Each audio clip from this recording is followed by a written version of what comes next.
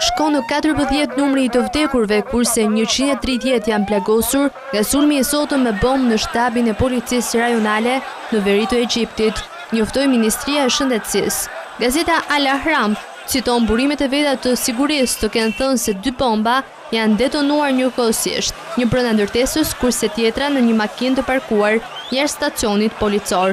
Duart e zeza prapo këtij akti duan të shkatërrojnë të ardhmen e shtetit tonë, ka thënë kryeministri Hazem Al-Beblavi për televizionet lokale. Shteti do të bëjë të pamundurën për të ndjekur këta kriminal që ekzekutuan, planifikuan dhe ata që mbështetën këtë sulm, shtoi shefi I qeverisë në Kairo.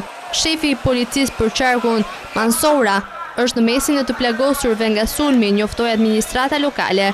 Sipas këtyre autoriteteve, pjesë të ndërtesës shumë katëshe janë shëmbur, e cila ka shkaktuar edhe lëndimin e civilëve që gjendeshin në rrugë. Sulmi I së martës është më I madhi për nga numri I viktimave deri më tani në Gadishullin Sinai dhe zonën e kanalit të Suezit.